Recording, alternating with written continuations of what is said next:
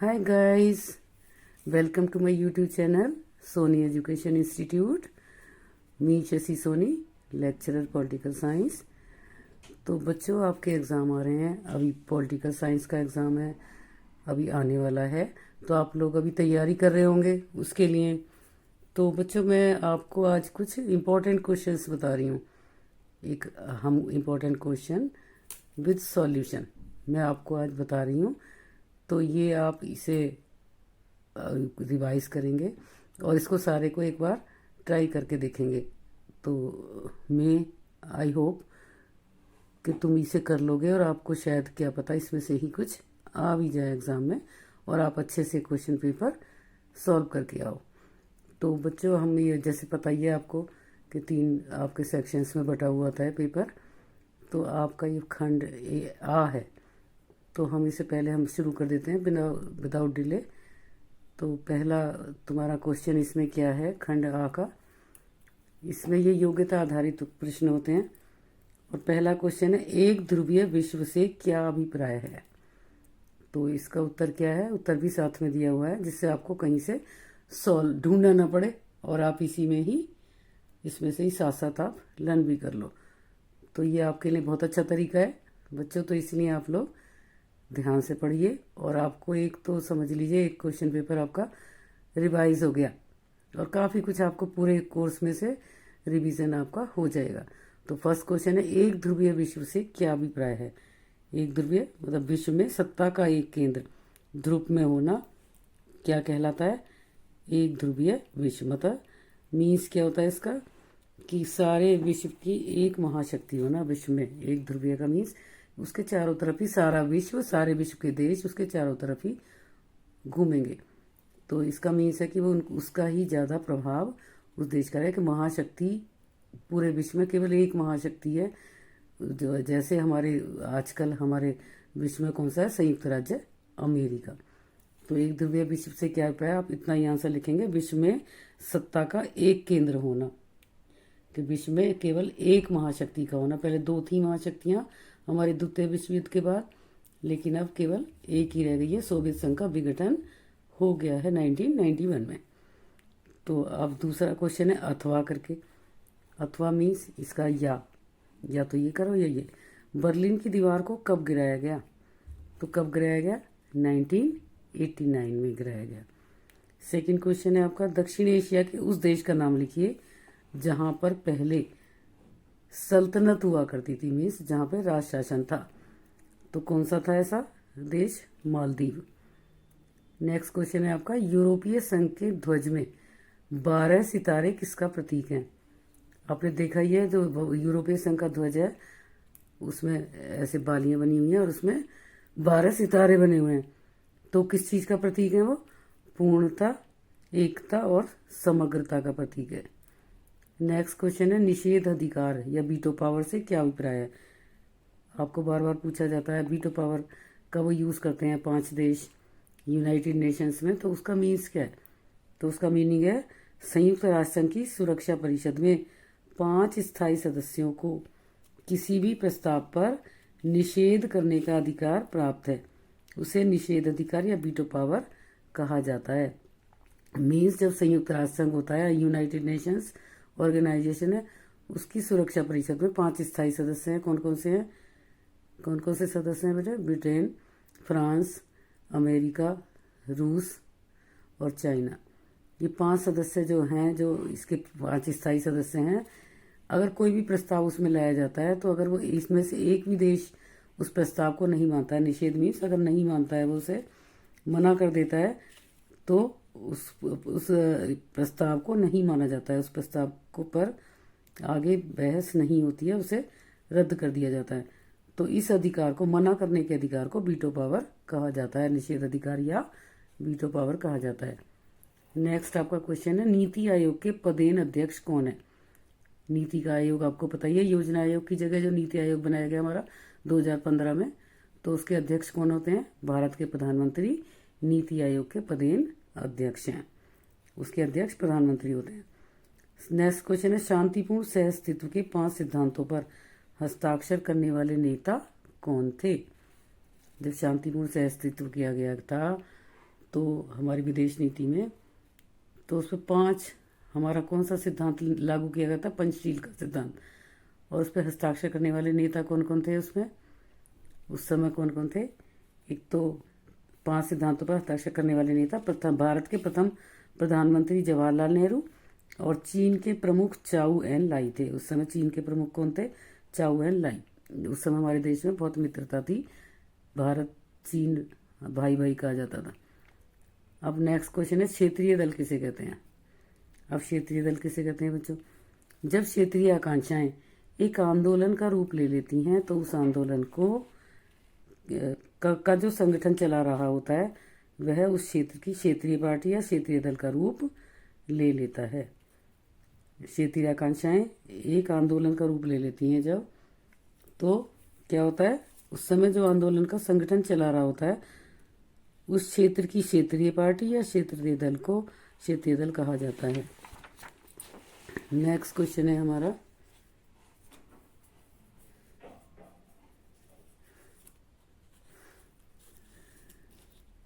अब नेक्स्ट हमारा आपका 7th क्वेश्चन है कि 7 से, इसमें हमें इंस्ट्रक्शन दिए हुए हैं प्रश्न नंबर 7 से 11 के लिए। नीचे 2 कथन है, अभिकथन ए और कारण आर। तो इसके दिए गए इन कथनों को पढ़कर नीचे दिए गए विकल्पों में से सही विकल्प का चयन कीजिए। कि 2 ऑप्शन दे रखे हैं, स्टेटमेंट भी सही है और रीजन भी सही है, या तो दोनों सही है या एक सही है एक गलत है। तो इसमें से कोई सा भी एक ऑप्शन आपको चुनना है। तो ये पहला जैसे क्वेश्चन है, 7th क्वेश्चन है, आपको स्टेटमेंट दिया है, सोवियत संघ के विघटन के बाद स्वतंत्र राज्यों का राष्ट्रकुल बना। तो क्या स्वतंत्र राज्यों का राष्ट्रकुल उसके बाद बना जब विघटन हो गया सोवियत संघ का। तो ये कथन है, ये सही है कि गलत है? और इसके बाद इसका कारण क्या था? कारण है इसका, राष्ट्रकुल का उद्देश्य इसके सदस्यों में राजनीतिक, मानवतावादी, सांस्कृतिक और अन्य क्षेत्रों में मेलजोल को बढ़ाना है। तो अब हम इसका आंसर हम क्या देंगे कि दोनों बातें सही हैं। सोवियत संघ के विघटन के बाद ही स्वतंत्र राज्यों का राष्ट्रकुल बना था। और इसका कारण क्या है? राष्ट्रकुल का उद्देश्य क्या था? सभी सदस्यों में राजनीतिक, मानवतावादी, सांस्कृतिक और अन्य क्षेत्रों में मेलजोल को बढ़ाना इसका उद्देश्य है। तो दोनों चीजें सही हैं। और इसका क्या है हमारा? अभिकथन ए और कारण दोनों सही हैं। हम इसका आंसर लिखेंगे का वाला, इसका वो होगा हमारा ऑप्शन। और कारण जो है वो अभिकथन की सही व्याख्या है। अब नेक्स्ट क्वेश्चन है आपका 8th क्वेश्चन। देखिए, अब ये अभिकथन है, अंतरराष्ट्रीय संगठन एक और तरीके से मददगार होते हैं। राष्ट्र के सामने अक्सर कुछ ऐसे काम आ जाते हैं जो कि साथ मिलकर ही करना पड़ता है, जिनको अकेला राष्ट्र कुछ नहीं कर सकता। ये कथन है। और स्टेटमेंट के बाद इसका रीजन क्या दिया है? कोरोना जैसी महामारी की चुनौती को तभी खत्म किया जा सकता है जब हर देश अपनी आबादी को टीका लगाने में सहयोग करे। और इसके लिए विश्व स्वास्थ्य संगठन ने महत्वपूर्ण भूमिका निभाई है। अब ये बात आपको सही लग रही है कि गलत? तो अंतर्राष्ट्रीय संगठन जब एक साथ काम आते हैं तभी कोई बड़ा काम हो पाता है। एक अकेला राष्ट्र पूरे विश्व के स्तर पे कोई भी काम नहीं कर सकता है, तो सारे देशों को उसके सामने आना पड़ता है। तो इसमें उन्होंने बताया कि अभिकथन ए और कारण दोनों सही हैं, और कारण जो है अभिकथन की सही व्याख्या करता है। नेक्स्ट क्वेश्चन है, 1992 में संयुक्त राष्ट्र संघ का पर्यावरण एवं विकास के मुद्दे पर ब्राजील में सम्मेलन हुआ। अब ये कथन सही है या गलत आप देखिए। नेक्स्ट है 1992 में 1992 में ब्राजील में पर्यावरण एवं विकास के मुद्दे पर पृथ्वी सम्मेलन हुआ, जिसमें धरती के पारिस्थितिक तंत्र और गुणवत्ता की बहाली पर सहमति बनी। तो हमारा क्या ये दोनों चीज़ें सही हैं। 1992 में ही ब्राजील में सम्मेलन हुआ था राष्ट्रसंघ के पर्यावरण और विकास के मुद्दे पर, और तब उसमें मुद्दे में क्या क्या हुआ था? एक पृथ्वी सम्मेलन हुआ था, ये भी बात सही है। और जिसमें धरती के पारिस्थितिकी तंत्र और गुणवत्ता की बहाली पर सहमति बनी थी। तो दोनों सही है, अभिकथन और कारण दोनों सही है, और कारण अभिकथन एक ही सही व्याख्या है। अभी तक हमने जो दो क्वेश्चन पढ़े हैं दोनों में अभिकथन और कारण दोनों सही हैं। अब नेक्स्ट क्वेश्चन है हमारा क्वेश्चन नंबर 10। तो क्वेश्चन नंबर 10 में हमारा क्या वह है अभिकथन, संविधान में मौलिक अधिकारों की गारंटी दी गई है और इसका कारण बताया, भारत में बिना किसी भेदभाव के सभी को वोट का अधिकार प्राप्त है। तो ये तो कथन जो है संविधान में मौलिक अधिकारों की गारंटी दी गई है, तो सही है ना, सही बताया गया। लेकिन इस कथन की जो एक्सप्लेनेशन दी गई है, व्याख्या, वो ये सही लग रही है कि आपको भारत में बिना किसी भेदभाव के सभी को वोट देने का अधिकार प्राप्त है। तो इस कथन से इसका कोई रिलेशन हमें नहीं लग रहा है, तो हम इसका आंसर कौन सा वो करेंगे, खा आंसर ऑप्ट करेंगे, जिसमें क्या आएगा, अभिकथन ए और कारण दोनों सही हैं, लेकिन कारण जो है वो अभिकथन ए की सही व्याख्या नहीं है। बातें तो दोनों सही हैं, लेकिन इसकी व्याख्या ये नहीं है, तो हम ये वाला ऑप्शन चूज करेंगे। अब नेक्स्ट क्वेश्चन है आपका, नेक्स्ट क्वेश्चन है अभिकथन है 1990 के दशक में पंजाब को खालिस्तान बनाने की मांग जोर पकड़ने लगी और इसका कारण बताया है, क्षेत्रीय आकांक्षा के परिणाम स्वरूप पंजाब में पंजाबी सूबे की मांग के लिए आंदोलन शुरू हो गया। तो 1990 के दशक में पंजाब को खालिस्तान बनाने की मांग जोर पकड़ने लगी थी, ये सही कारण है कि नहीं? लेकिन ये कारण हमारा ये कथन सही नहीं है। 1990 के दशक में पंजाब को खालिस्तान बनाने की मांग जोर नहीं पकड़ी थी और इसके परिणाम स्वरूप पंजाबी सूबे की मांग के लिए आंदोलन शुरू हो गया था। हाँ, आंदोलन तो शुरू हुआ था इसके लिए, लेकिन तो अभी कथन जो है वो गलत है। 1990 के दशक में ये पंजाब में खालिस्तान की मांग नहीं आई थी और लेकिन ये वाला इसका कारण जो है वो सही है कि शायद इस क्षेत्रीय आकांक्षा के परिणाम स्वरूप पंजाब में पंजाबी सूबे की मांग के लिए आंदोलन शुरू हो गया था। तो हमने इसमें गा वाला आंसर ऑप्ट किया है कि अभी कथन ए तो गलत है, लेकिन कारण उसका सही है। अब इसके बाद आपका नेक्स्ट क्वेश्चन है बच्चों 12th क्वेश्चन। इसमें क्या है, गद्यांश स्तोत्र, गद्यांश या स्रोत पे आधारित प्रश्न। अब इसमें आपको एक छोटा सा थोड़ा सा प्रोज का पैसेज दिया हुआ है, इसे आपको पढ़ के नीचे जो क्वेश्चन दिए हैं उसके आंसर आपको करने हैं।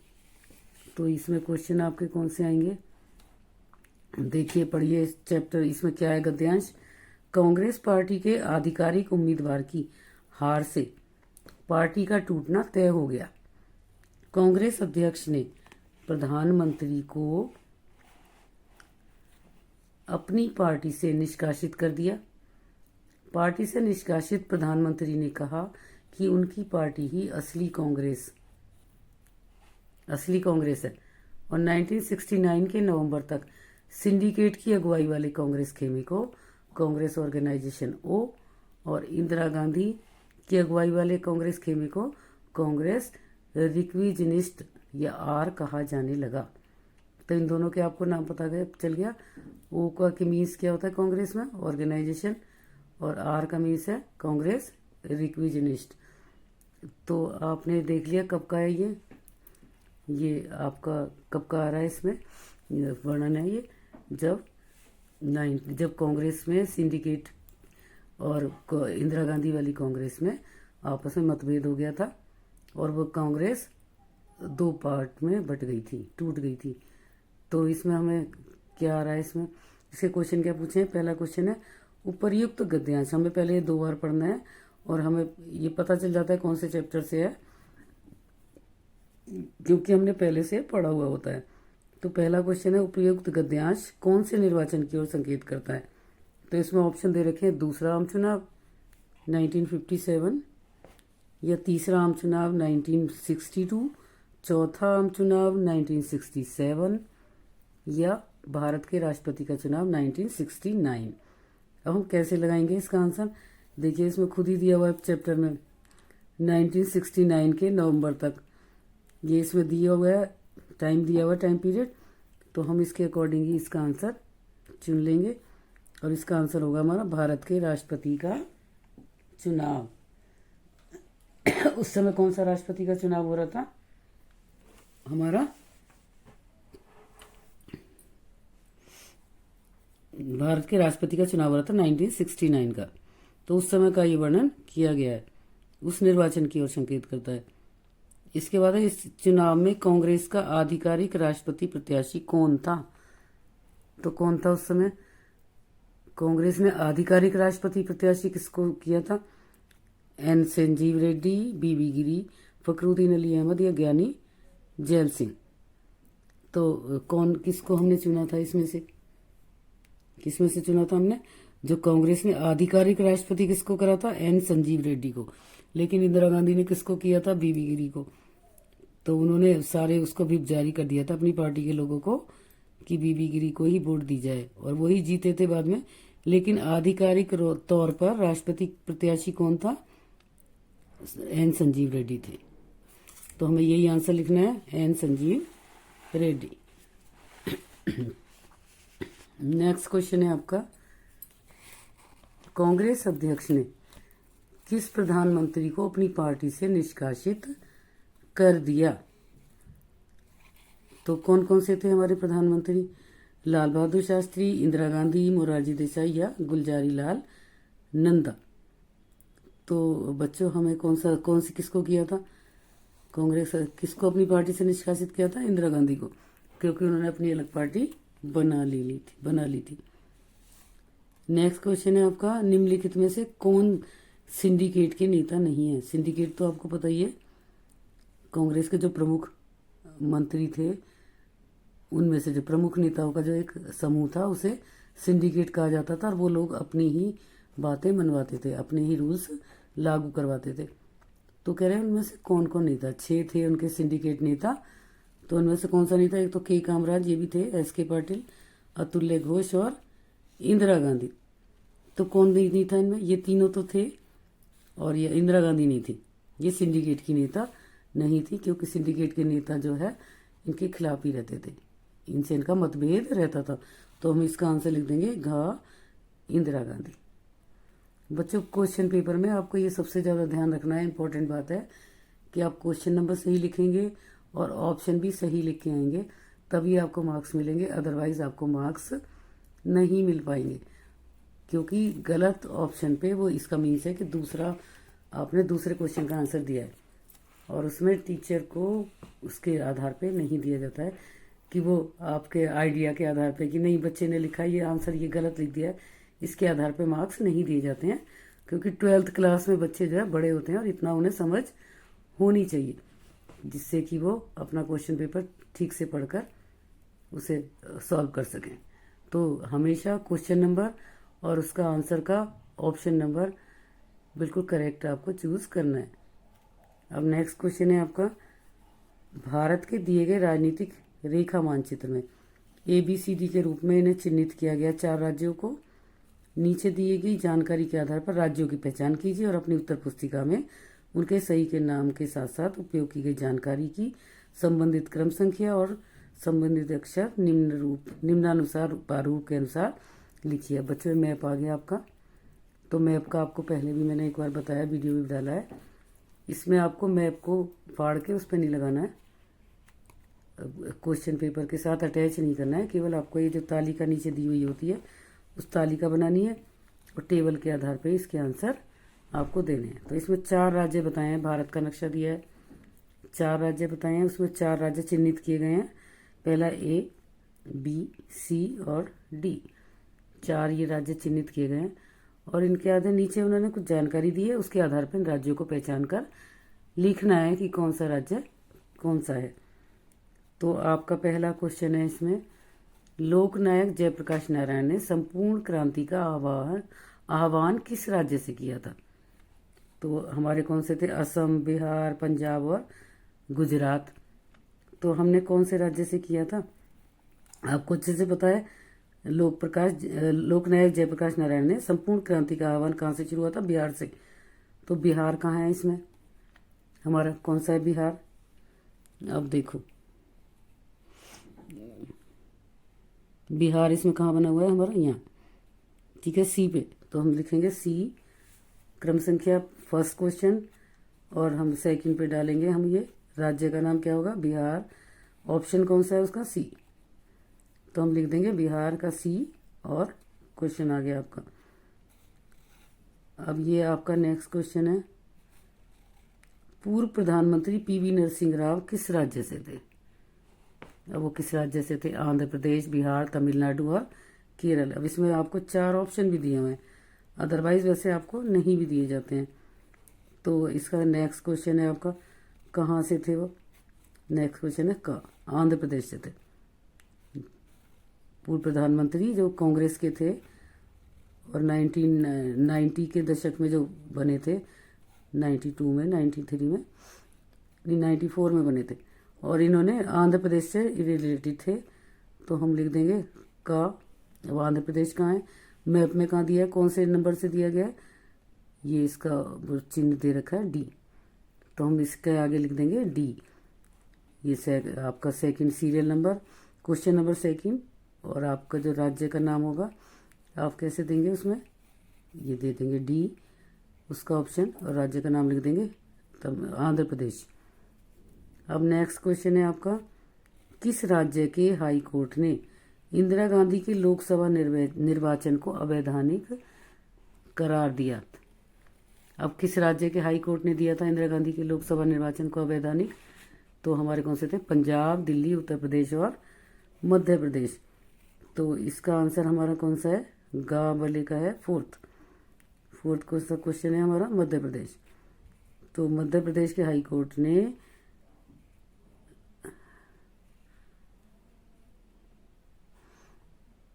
इसको, राज्य के हाई कोर्ट ने इंदिरा गांधी के लोकसभा निर्वाचन को अवैधानिक करार दिया था।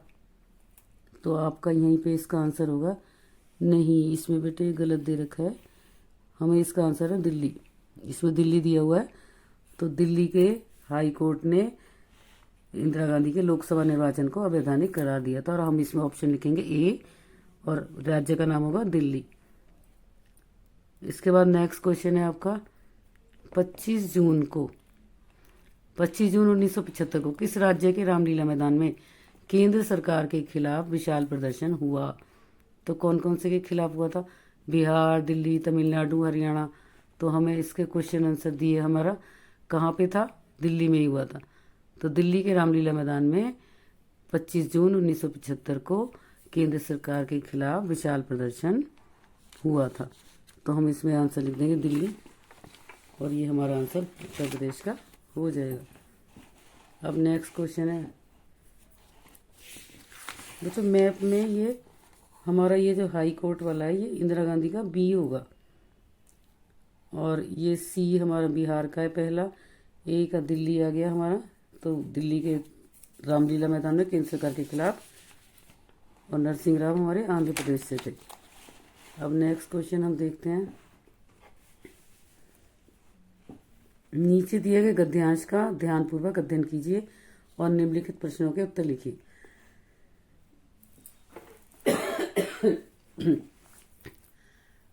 तो एक नीचे दिए गए, हमें फिर गद्यांश पढ़ना है, और इसके नीचे दिए गए क्वेश्चंस के आंसर लिखने हैं। तो बच्चों हम पहले पढ़ते हैं, हजारिका का एक गीत डैश एकता की विजय पर है, और पूर्वोत्तर के 7 राज्यों को इस गीत में एक ही माँ की 7 बेटियां कहा गया है। मेघालय अपने रास्ते गई डैश, अरुणाचल भी अलग हुई, और मिजोरम असम के द्वार पर दूल्हे की तरह दूसरी बेटी के ब्याह रचाने को खड़ा है। इस गीत का अंत असमी लोगों की एकता को बनाए रखने के संकल्प के साथ होता है, और इसमें समकालीन असम में मौजूद छोटी छोटी कौम को भी अपने साथ एकजुट रखने की बात कही गई है, और डैश है, करबी और मोजिंग भाई बहन हमारे ही प्रियजन है। अब इसमें ये जो तुम्हारा एक गीत लिखा गया था, इसके लेखक कौन थे, भूपेन हजारिका। तो वो क्वेश्चन पूछा जा रहा है, लेखक भूपेन हजारिका या किस एकता की बात कर रहे हैं। तो हम ये देख लेंगे कौन सी विजय, कौन सी एकता की विजय पर है। भारत की एकता की, पड़ोसी देशों की एकता की, पूर्वोत्तर के 7 राज्यों की एकता की, या विश्व एकता की बात हो रही है। तो हम किसकी बात कर रहे हैं, ये सब बात किस कह रही है, पूर्वोत्तर के 7 राज्यों की। इसमें लिखा हुआ है साफ, पूर्वोत्तर के 7 राज्यों की। तो हम ये वाला ही ऑप्शन चूज करेंगे, पूर्वोत्तर गा, और पूर्वोत्तर के 7 राज्यों की एकता की बात कर रहे हैं वो।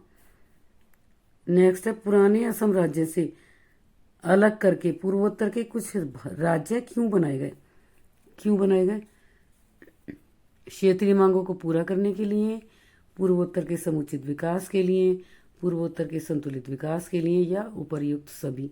ये सारी बातें थी क्या, इसलिए बनाए गए। तो हमारा कौन सा आंसर आएगा इसमें, घ। ये सारी बातें मानी गई थी जब इन पुराने असम राज्य से अलग करे गए थे पूर्वोत्तर के कुछ राज्य जो पहले असम में ही थे, अब उन्हें फिर अलग राज्य बना दिया गया। तो उनके कारण क्या थे, ये सारे थे, क्षेत्रीय मांगों को पूरा करना भी था, पूर्वोत्तर के समुचित विकास भी करना था, और उसके संतुलित विकास के लिए भी। तो हमें आंसर चूज करना है, क्योंकि सारी हैं तो एक ऑप्शन दिया हुआ है उपर्युक्त सभी, मीन्स सारे कारण सही हैं। तो हम घा वाला आंसर लेंगे और उपर्युक्त सभी लिख देंगे। नेक्स्ट क्वेश्चन है, मिजोरम और अरुणाचल प्रदेश को राज्य का दर्जा कब दिया गया। कब दिया गया, 1985 में, 1986, 76 में, 1987 में, या 1972 में। तो हमारा कब हुआ था, कब दिया गया था इसका, उसका हमें, तो इसका हमारा थर्ड क्वेश्चन है हमारा, इसका कब दिया गया था, गा वाला आंसर है। 1987 में मिजोरम और अरुणाचल प्रदेश को राज्य का दर्जा दिया गया था। अब नेक्स्ट क्वेश्चन है, लेखक भूपेन हजारिका ने पूर्वोत्तर के 7 राज्यों को क्या नाम दिया है। क्या नाम दिया है, एक ही माँ की 7 बेटियां, एकता की विजय, एकता का संकल्प, या उपर्युक्त में से कोई नहीं। तो हम इसमें देख रहे हैं, इसमें क्या लिखा है, उन्होंने कहा पूर्वोत्तर के 7 राज्यों को इस गीत में एक ही माँ की 7 बेटियां कहा गया है। तो हम यही वाला आंसर ऑप्ट कर लेंगे, का, एक ही माँ की 7 बेटियां। तो इस तरीके से आप आंसर देंगे तो जितने क्वेश्चन है, 4 क्वेश्चन है, 4 मार्क्स आपको मिल जाएंगे। 5 का आता है तो 5 मार्क्स। आंसर सही है तो बहुत इजी है ये सब करना, और इन्हें जरूर आप वो करके आइए, क्वेश्चन ट्राई अटैम्प्ट भी जरूर करना है, क्योंकि इसमें ये स्कोरिंग मार्क्स आपको मिल जाते हैं और ज़्यादा पढ़ाई भी नहीं करनी पड़ती है, इसमें से पढ़ के ही आप आंसर दे सकते हैं। तो पहला, अब ये नेक्स्ट आपका खंड बी आ गया। अब बी में क्या आ गया, क्वेश्चन कौन से होते हैं, वस्तुनिष्ठ प्रकार के, कि इनमें थोड़े से आंसर लिख के देने हैं। अब तक तो ये तो केवल एक एक वर्ड के आपको चूज करने थे। तो इसमें हम क्या करेंगे, पहला क्वेश्चन क्या है, बर्लिन की दीवार से संबंधित निम्नलिखित कथनों में से कौन सा एक कथन सही नहीं है। पहला है, इसका निर्माण द्वितीय विश्व युद्ध के तुरंत पश्चात किया गया, यह पूंजीपति तथा साम्यवादी विश्व के बीच विभाजन का प्रतीक थी, आम जनता द्वारा इसे 9 नवंबर 1989 को तोड़ दिया गया, या यह जर्मनी के दोनों भागों के एकीकरण का प्रतीक थी। तो हमारा क्या आंसर है, बर्लिन की दीवार क्यों, कौन सा ये कह रहे हैं, सही नहीं है। ये जर्मनी के दोनों भागों के एकीकरण का प्रतीक थी, नहीं थी। तो इसका हम इसके ये वाला ही आंसर ऑप्ट करेंगे, यह जर्मनी के दोनों भागों के एकीकरण का प्रतीक थी। तो ये गलत है, सही नहीं है पूछा है ना, तो ये देखना है, ध्यान से पढ़ना है, सही पूछा है, सही नहीं है लिखा है। तो सही नहीं है लिखा है, इसलिए ये वाला, क्योंकि एकीकरण नहीं था इसमें, तो 2 भागों में वो बर्लिन की दीवार से बट गया था जर्मनी। तो अथवा मतलब या तो ये क्वेश्चन करो या ये वाला करो। तो इसमें क्या है, किस देश ने, जिन 2 क्वेश्चन के बीच में अथवा होता है वहां पर दोनों में से एक करना होता है इनमें से। इसका मतलब क्वेश्चन नंबर 15 में आपको ऑप्शन दिया हुआ है और करके। तो किस देश ने 1979 में अफगानिस्तान में हस्तक्षेप किया था, अमेरिका ने, सोवियत संघ ने, बेलारूस ने, या पाकिस्तान ने। तो किसने किया था, सोवियत संघ ने। तो हम आंसर कर देंगे बी, और सोवियत संघ, खा वाला आंसर इसका ऑप्ट करेंगे। नेक्स्ट क्वेश्चन है आपका, सोवियत संघ के विघटनों के कारणों में कौन सा कथन सही नहीं है। अब आप देखिए बच्चों, ये पढ़ते जा रहे हैं हम, तो इसमें क्या होता है, आपको दूसरे ये और भी आंसर याद हो जाते हैं। इसके कारण ये कह रहे कौन सा सही नहीं है, इसका मतलब और भी आपको पता चल गया कौन से ये सही है। तो एक ही गलत होगा, बाकी 3 सही होंगे। तो वो 3 भी आपको रिवाइज हो जाएंगे कि सोवियत संघ के विघटन के क्या कारण थे, जो कि बहुत इंपॉर्टेंट क्वेश्चन होता है, ये अधिकतर आ जाता है पेपर में। तो फर्स्ट क्वेश्चन है, फर्स्ट इसका ऑप्शन दिया है, राजनीतिक आर्थिक संस्थाएं अंदरूनी रूप से कमजोर हो गई थीं, वर्षों तक अर्थव्यवस्था अवरुद्ध रही थी, या उपभोक्ता वस्तुओं में कमी हो गई थी, या अंतर्राष्ट्रीय संधि और करार समाप्त हो गए थे। तो इसमें से तीनों तो कारण सही थे, और चौथा कारण है जो ये अंतर्राष्ट्रीय संधि और करार समाप्त हो गए थे, ये इसका कारण नहीं था कि सोवियत संघ का विघटन हो। तो इसका ये कारण हम इसे ऑप्ट कर लेंगे कि उन्होंने पूछा है कौन सा कथन सही नहीं है। ये वाला कथन सही नहीं है, ये तीनों इसके विघटन के कारण भी थे। आप इन्हें रिवाइज कर लेंगे तो आपके इसके विघटन के कारण का क्वेश्चन भी तैयार हो जाएगा। अब नेक्स्ट हम अब देखते हैं,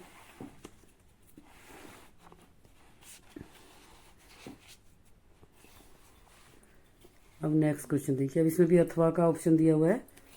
ये अंतर्राष्ट्रीय श्रम संगठन को नोबेल पुरस्कार कब मिला, कब मिला बताइए।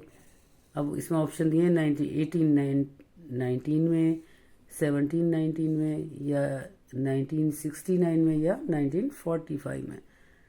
तो अंतर्राष्ट्रीय श्रम संगठन को कब मिला था, 1969 में।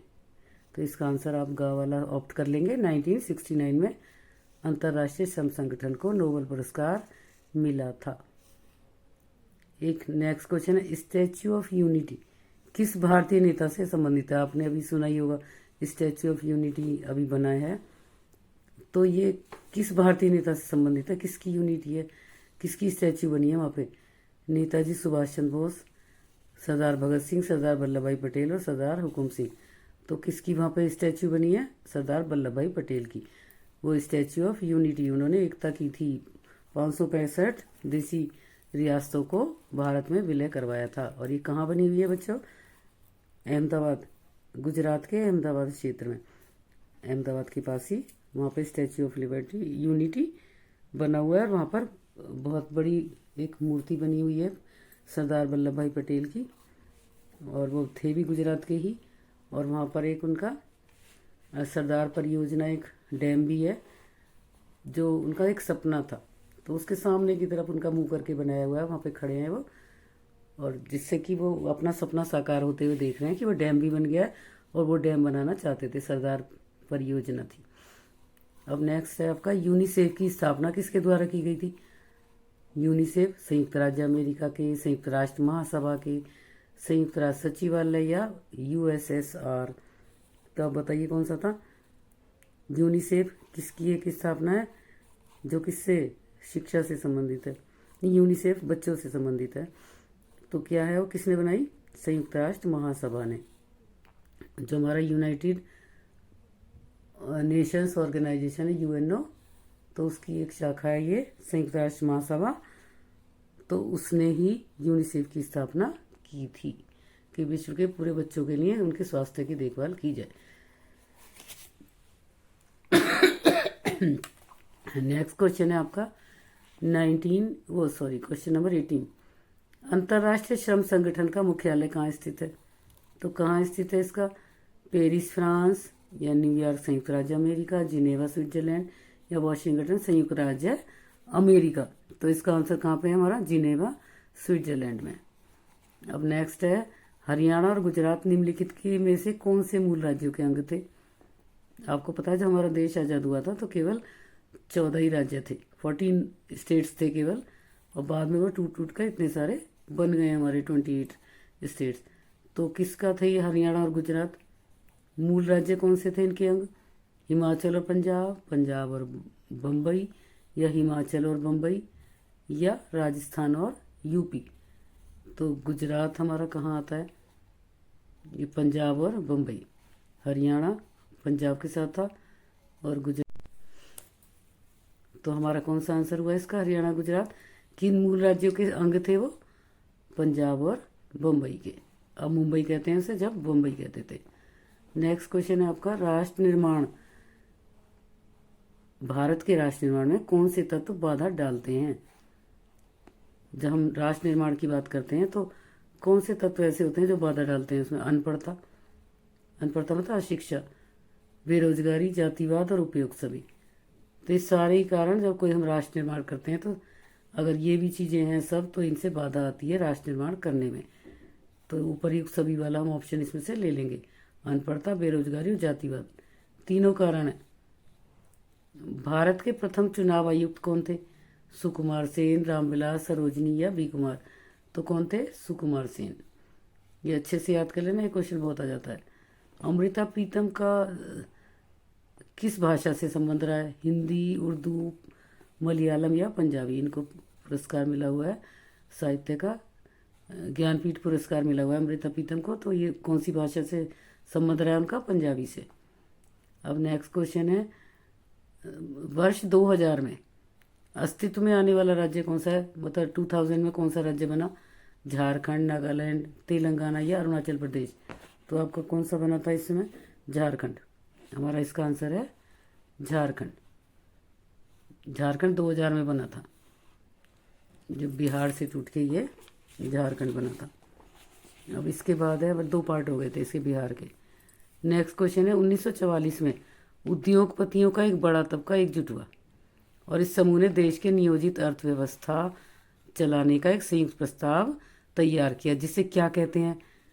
विकास plan, Bombay plan, Bharat plan या कोलकाता प्लान? इसे क्या कहते थे? बॉम्बे प्लान, क्योंकि बॉम्बे में ही ये उद्योगपतियों का एक तबका इकट्ठा हुआ था और इसी समूह ने वहाँ पर ही अर्थव्यवस्था चलाने का प्रस्ताव तैयार किया था। तो इस प्लान को क्या कहा जाता है? बॉम्बे प्लान।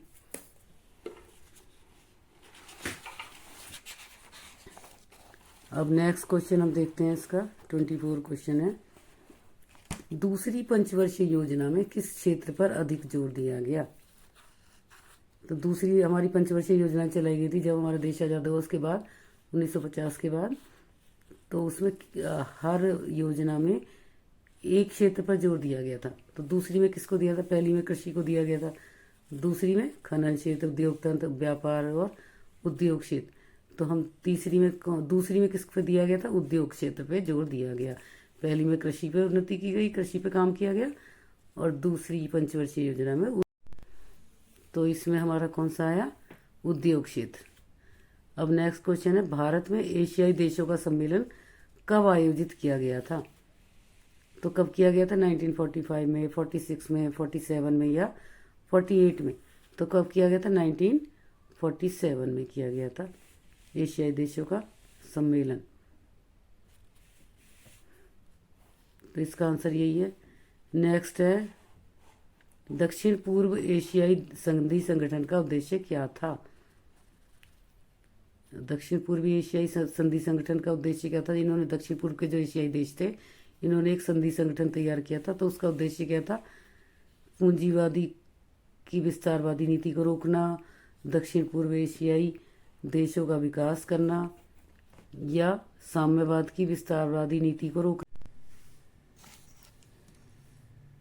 जब ज़्यादा गिरावट आ गई थी उसके नेट की गिरावट, तो उसके आंसर क्या कि उसके ऑप्शन क्या है? उसका जिम्मेदार कौन था? मार्शल प्लान की नीति को, या शॉक थेरेपी की नीति को, या हॉट थेरेपी की नीति को, या स्मार्ट प्लान की नीति को? कौन सी नीति को रूबल के मूल्य में नाट की गिरावट का जिम्मेदार ठहराया जाता है? तो इसमें कौन सा आंसर आएगा? खास शॉक थेरेपी की नीति को। जो शॉक थेरेपी की नीति को वहाँ पर लागू किया गया था, वहाँ पर सोवियत संघ में किसके लिए किया गया था बच्चों? शॉक थेरेपी कब लागू की गई थी? जब वहाँ पर उसमें आर्थिक सुधार सोवियत संघ में लागू किए जा रहे थे। तो उस नीति को जब अपनाया गया था, तो लेकिन उससे रूबल में वहाँ की जो मुद्रा थी रूस की, उसमें गिरावट आ गई थी। तो उसको ही शॉक थेरेपी की नीति को ही जिम्मेदार ठहराया जाता है। हाँ, तो बच्चों अब ये खंड सी है, इसमें क्वेश्चन है आपका, मिखाइल गोर्बाचोव द्वारा सोवियत संघ में कौन से 2 महत्वपूर्ण सुधार किए गए? उनके नाम लिखिए। तो पहले उसमें क्या ऑप्शन दिया है? इसका उत्तर है मिखाइल गोर्बाचोव द्वारा सोवियत संघ में किए गए 2 महत्वपूर्ण सुधार कौन कौन से थे? गिलासनोस्त और दूसरा पेरेस्ट्रोइका। अथवा इसमें क्वेश्चन में ऑप्शन दिया हुआ है, इन दोनों में से एक करना है। तो दूसरा है, द्वितीय खाड़ी युद्ध के 2 परिणाम लिखिए। अब दूसरा जो खाड़ी युद्ध हुआ था, तो उसमें क्या परिणाम निकले उसके? एक तो वो इराक के खिलाफ हुआ था, अमेरिका ने किया था। तो इसमें क्या है, सद्दाम हुसैन की सरकार तो चली गई, लेकिन इराक में शांति स्थापित करने में अमेरिका असफल रहा। अमेरिका से के द्वारा शांति स्थापित वहाँ पर नहीं की जा सकी। और इसके बाद है इराक पर हमला। यह अमेरिकी हमला सैन्य और राजनीतिक धरातल पर असफल रहा। तो ये दूसरी खाड़ी युद्ध के दो परिणाम ये दोनों हैं। इसके बाद नेक्स्ट क्वेश्चन है निरस्त्रीकरण क्या होता है। तो निरस्त्रीकरण से अभिप्राय है मतलब जो शस्त्रों से रहित। निरस्त्रीकरण से अभिप्राय है कि सभी राज्य चाहे उनका आकार शक्ति प्रभाव कुछ भी हो कुछ विशेष प्रकार के हथियारों का प्रयोग ना करें। हथियार तो सभी राज्यों में होते हैं, सब राष्ट्रों के पास होते हैं, लेकिन वो करें विशेष प्रकार के जैसे परमाणु वगैरह होता है उनके हथियारों का प्रयोग ना करें जिससे ज़्यादा विनाश होता है। जैसे 1972 को की जैविक हथियार संधि। अब 1972 में जैविक हथियार संधि जो जैविक डाल देते हैं कोई कीटाणु और जिससे कोई बीमारी फैल जाती है, जैविक हथियार संधि या 1992 की रासायनिक हथियार संधि। तो ये इनसे निरस्त्रीकरण का मीन्स है कि ऐसे हथियारों का प्रयोग वो ना करें। अब नेक्स्ट क्वेश्चन है हमारा एंटार्कटिका पर किन देशों का नियंत्रण है। अब एंटार्कटिका हमारा एक महाद्वीप है, तो हमें उसमें क्या है, उस पर किन देशों का नियंत्रण है। Britain, Argentina, Norway, France, Australia और न्यूजीलैंड जैसे देश एंटार्कटिका पर अपना संप्रभु अधिकार बताते हैं, जबकि अन्य देशों के अनुसार अंटार्कटिका प्रदेश विश्व की साझी संपदा है और इसे किसी एक देश के क्षेत्राधिकार में सम्मिलित नहीं होना चाहिए। ये देश हैं जिनके नाम ये दिए गए Britain, Argentina, Norway, France, Australia और न्यूजीलैंड।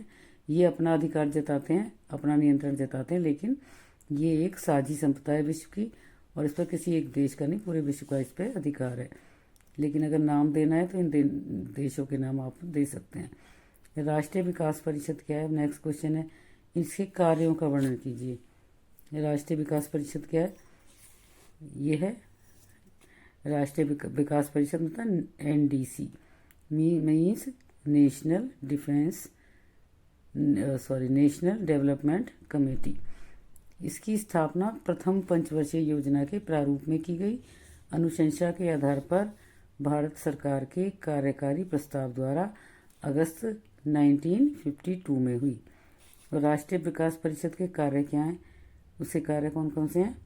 ये राष्ट्रीय योजना आयोग की तैयारी के लिए निर्देश निर्धारित करना, नीति आयोग द्वारा तैयार की गई राष्ट्रीय योजना पर विचार करना, सभी महत्वपूर्ण क्षेत्रों में आम आर्थिक नीति को बढ़ावा देना, देश के सभी भागों के संतुलित और तेजी से विकास को सुनिश्चित करना, संसाधनों को बढ़ाने के उपाय सुझाना और उनका मूल्यांकन करना और ऐसे उपयोग की सिफारिश करना जो योजना में निर्धारित उद्देश्यों को प्राप्त करने के लिए आवश्यक है। अब इसके बाद बच्चों नेक्स्ट क्वेश्चन है आपका भारत में नियोजित विकास के पहले 4 परिणामों का वर्णन कीजिए। अब इसके 4 परिणाम कौन कौन से हैं अब आप देख सकते हैं, इसका स्क्रीनशॉट भी ले सकते हैं आप लोग। ये उस समय कौन सी स्थिति कमजोर थी, न स्वतंत्र भारत को चहुमुखी विकास करना था। विकास के लिए भारत में नियोजित विकास की नीति को अपनाया गया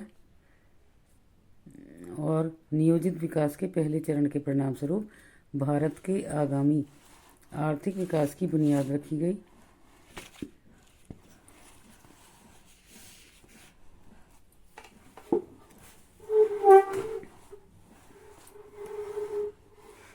ये देखिए सारा क्वेश्चन है, ये आप देख सकते हैं। इसमें से क्वेश्चन यहाँ तक है, इसके ये 4 तक दे रखे हैं। इसके उदाहरण क्या क्या इसके कार्य किए गए, पहले चरण के 4 परिणाम कौन कौन से थे, चारों परिणाम इसमें दिए गए हैं। नेक्स्ट क्वेश्चन है आपका वैश्वीकरण के किन्हीं 4 सकारात्मक परिणामों की व्याख्या कीजिए। तो वैश्वीकरण के सकारात्मक परिणाम क्या थे। हमारे एक देश से दूसरे देश से पूरे विश्व में हमारे आपस में संबंध है, संपर्क है हमारा। तो उसके 4 सकारात्मक परिणाम क्या हैं। इसके 4 सकारात्मक परिणाम ये दे रखे हैं इसमें। संसार के उन्नत साधनों की पहुंच हर देश तक, विचार पूंजी वस्तु लोगों का विश्व के विभिन्न भागों में आना जाना सुगम होना, विश्व में घटित किसी अप्रिय घटना से संपूर्ण विश्व के दूसरे देश सबक लेते हैं। ये सारे चारों आपको दे रखे हैं इसमें, ये आप पढ़ लीजिए। इसमें से आंसर भी है, आप इसको देख भी सकते हैं, इसका स्क्रीनशॉट भी ले सकते हैं। नेक्स्ट क्वेश्चन है, सोवियत संघ के विघटन के कारणों का वर्णन कीजिए। विघटन कौन कौन से थे, क्यों टूटा सोवियत संघ? सोवियत संघ के विघटन के निम्नलिखित कारण थे। एक तो सबसे पहला क्या था, मिखाइल गोर्बाचोव जो 1980 के दशक में थे, उस समय वहाँ के राष्ट्रपति थे, उनके द्वारा सुधार का प्रयत्न किया गया परंतु असफलता मिली और 1991 में सोवियत संघ का विघटन हो गया। दूसरा इसका क्या कारण था, अर्थव्यवस्था का गतिरुद्ध होना और राज्य व्यवस्था पर संदेह होना। और नेक्स्ट इसका था पॉइंट था, संसाधनों को परमाणु हथियार, सैन्य साजो सामान और पूर्वी यूरोप के देशों पर खर्च करना। अब इसके बाद एक कार्टून दिया गया है आपको, ये कार्टून मैंने कार्टून वाले उसमें भी दिया है आपको, देख लीजिए अच्छे से। चित्र है, बहुत सारे नेता हैं कैसे साइकिल पर चलकर जा रहे हैं, कीप राइट और लिखा है नो लेफ्ट टर्न। तो इसमें ये कार्टून है, आप अच्छे से देख लीजिए। अब इसमें आपको दिखाया जा रहा है, वो पूछ रहा है उपर्युक्त कार्टून में किस घटना को दर्शाया गया है।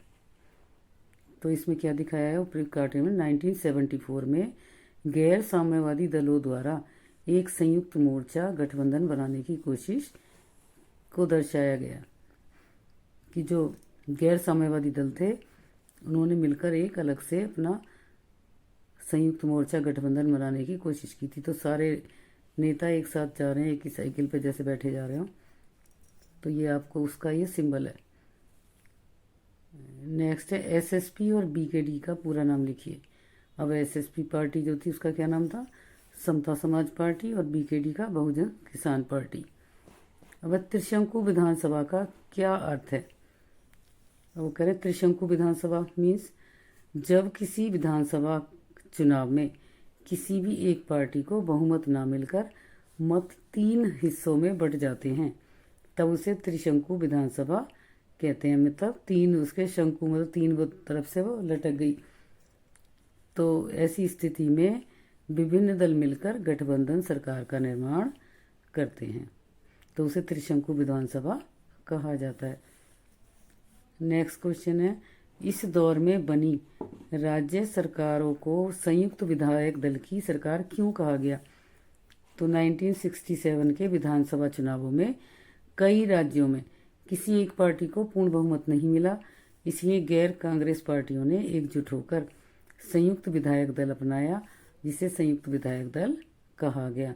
तो ये इसके आंसर हो गए बच्चों, इसे आपके मैप के इसके कार्टून के, और आप अच्छे से इसे कर सकते हैं पढ़ के देख के, क्योंकि उसमें है ही, जो भी देख के आपका है चैप्टर में से भी आपको थोड़ा पता होगा, और कुछ आप मैप में से भी देख के जो भी आपको समझ में आ रहा है आप आंसर जरूर दे के आइए, जिससे कि आपको स्कोरिंग मार्क्स मिल सकते हैं। इसके बाद नेक्स्ट क्वेश्चन है आपका, आसियान शैली किसे कहते हैं। बेटे बहुत इंपॉर्टेंट क्वेश्चन है, आसियान शैली किसे कहते हैं, इसके 3 स्तंभों का वर्णन करिए।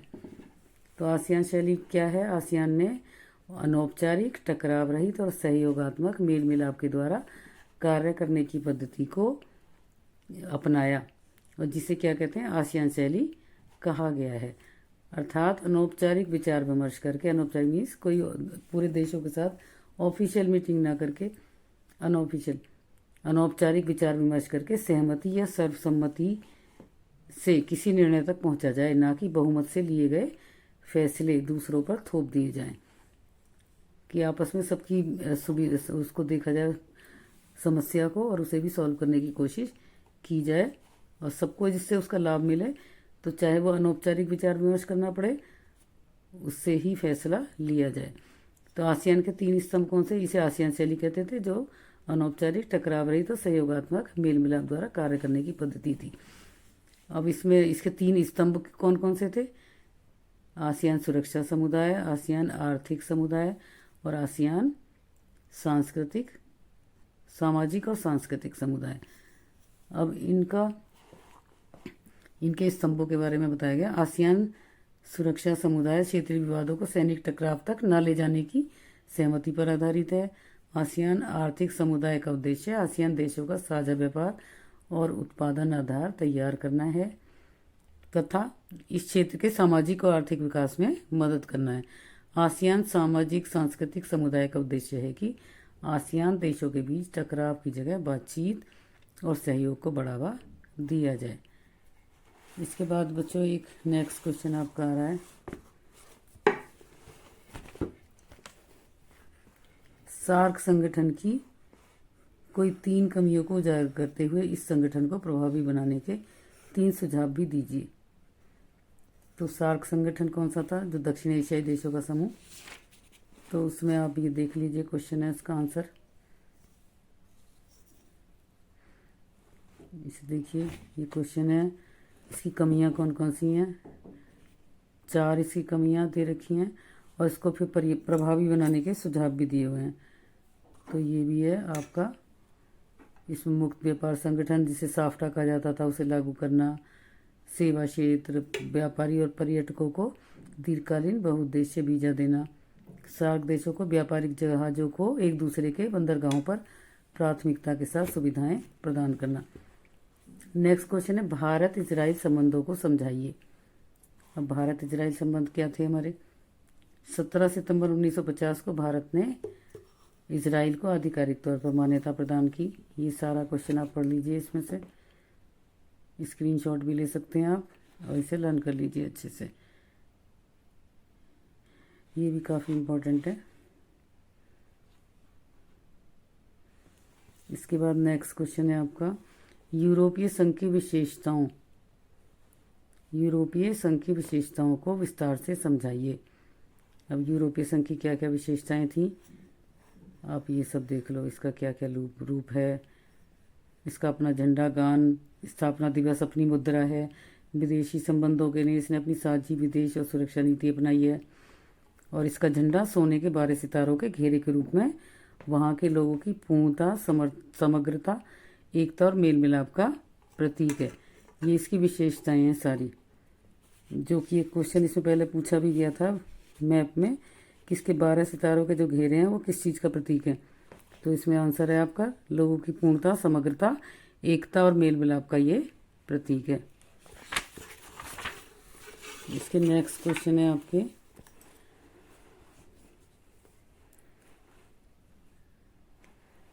इसका नेक्स्ट क्वेश्चन है, ये देखिए, ऑपरेशन ब्लू स्टार पर टिप्पणी लिखिए। ऑपरेशन ब्लू स्टार क्या था? देखो, 1980 का दशक जो था स्वायत्तता का था। इस दौरान पंजाब में अकाली दल पर चरमपंथियों, जिन्होंने खालिस्तानी का कब्जा हो गया था, जो खालिस्तान बना रहे थे, वो पूरे पंजाब को भारत से अलग खालिस्तान देश बनाने की मांग जोर पकड़ने लगी। चरमपंथियों ने अपना मुख्यालय अमृतसर के स्वर्ण मंदिर को बना लिया और पूरे पंजाब में हिंसा का दौर चलने लगा। गैर सिखों का कत्लेआम शुरू हो गया। इस प्रकार तत्कालीन प्रधानमंत्री ने चरमपंथियों को काबू में करने और स्वर्ण मंदिर को आज़ाद करने हेतु सेना भेजी। स्वर्ण मंदिर पर सेना की कार्रवाई को ऑपरेशन ब्लू स्टार का कूटनाम दिया गया और इस ऑपरेशन के बाद पंजाब से चरमपंथ खत्म हुआ। आज पंजाब एक शांत प्रदेश है। और उस समय कौन थे प्रधानमंत्री? उस समय इंदिरा गांधी थी और उन्होंने ये सब किया। उसके बाद उन्होंने क्या किया था,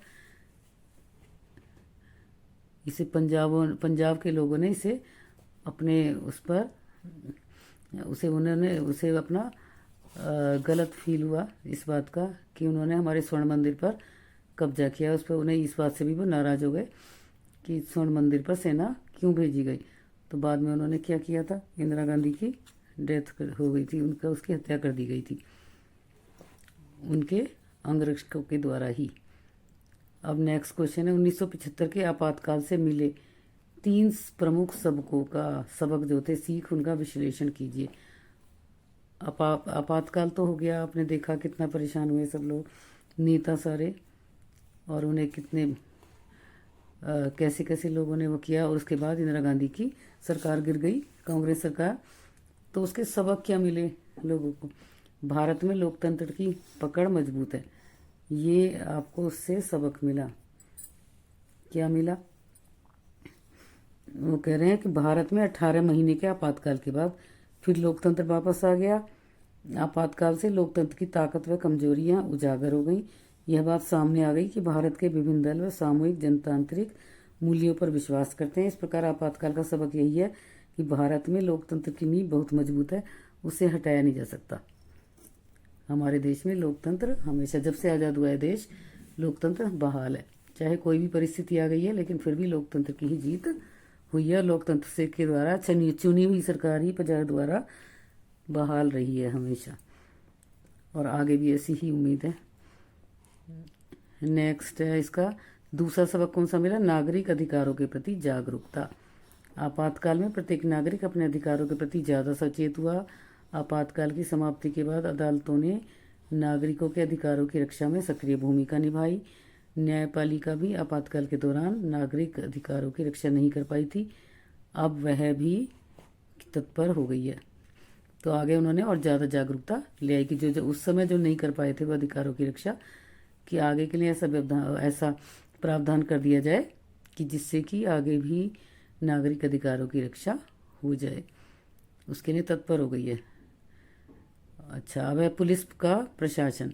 आपातकाल में शासक दल ने पुलिस और प्रशासन को अपना राजनीतिक औजार समझकर प्रयोग किया।